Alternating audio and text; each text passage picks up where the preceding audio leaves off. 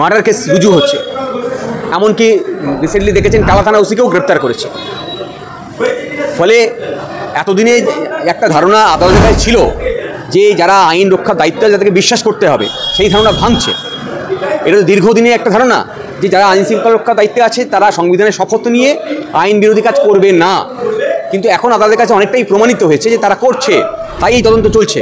ফলে আমাদেরকে এই ব্যবস্থাপনার মধ্যে থেকেই এই যারা অভিযুক্তের বিচার করতে হবে। ফলে আগামী দিনে যাতে এই বিচার পায় তার জন্য আমরা সব রকম প্রচেষ্টা।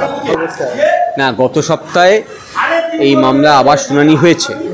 সেদিন ওরা সেকেন্ড যে পোস্টমর্টম হয়েছে সেই পোস্টমর্টমের রিপোর্ট আমাদেরকে দিয়েছে। আর যেহেতু তদন্ত এখন সিআইডি করছে, ফলে সিআইডিকে ফার্দার তদন্তের যে রিপোর্ট সেটা দিতে বলেছে। আমরাও দেখতে চাই যে এই যে থানার ওসি এবং যে ইন্সপেক্টর যার এগেন্সটে আমাদের অভিযোগ ছিল, এদের দুজনকে মার্ডার কেসে অভিযুক্ত করছে কিনা। যদি ওদের বিরুদ্ধে মার্ডার কেসের অভিযোগ না নিয়ে আসে, যদি তদন্তকে অন্যভাবে অন্য ডিরেকশানে নিয়ে যাওয়ার চেষ্টা করে, বা আমরা যদি দেখি যে তদন্ত সঠিক পথে আগাচ্ছে না, বা যা এভিডেন্স গ্যাদার করার কথা এই তদন্তের কালে তা নিয়ে আসছে না, তাহলে পরবর্তী যেদিনকে আবার বোধহয় 30শে সেপ্টেম্বর এই মামলা শুনানি আছে, সেদিন আমরা আদালতের কাছে তুলে ধরবো, যাতে এই তদন্তভার অন্য কোনো এজেন্সির কাছে তুলে দেয়। আমরা দেখি জোলার যে থানার ইন্সপেক্টর তিনি এখন সেই থানায় বল আছে, যিনি সাব ইন্সপেক্টর ছিলেন তাকে সরিয়ে দেওয়ার কথা ছিল। আর যদি অফিসাররা এখনও ওই থানায় কাজ করে থাকেন, তাহলে আমরা পরের দিন বিষয়টি মামলা কোর্টের কাছে তুলব, এবং যাতে তার বিরুদ্ধে ব্যবস্থা নেয় সে আবেদনও জানাবো আদালতের কাছে।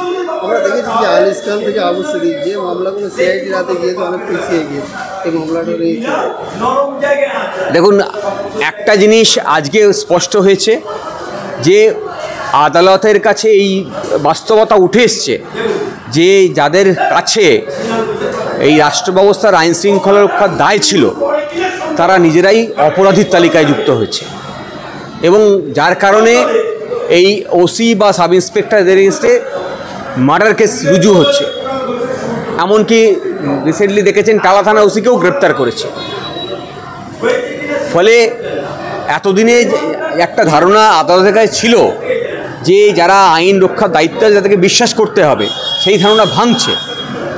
এটা তো দীর্ঘদিনের একটা ধারণা যে যারা আইন শৃঙ্খলা রক্ষার দায়িত্বে আছে তারা সংবিধানের শপথ নিয়ে আইন বিরোধী কাজ করবে না, কিন্তু এখন আদালতের কাছে অনেকটাই প্রমাণিত হয়েছে যে তারা করছে, তাই এই তদন্ত চলছে। ফলে আমাদেরকে এই ব্যবস্থাপনার মধ্যে থেকেই এই যারা অভিযুক্তের বিচার করতে হবে। ফলে আগামী দিনে যাতে এই বিচার পায় তার জন্য আমরা সব রকম প্রচেষ্টা। 30শে সেপ্টেম্বর সম্ভবত এই মামলার পরবর্তী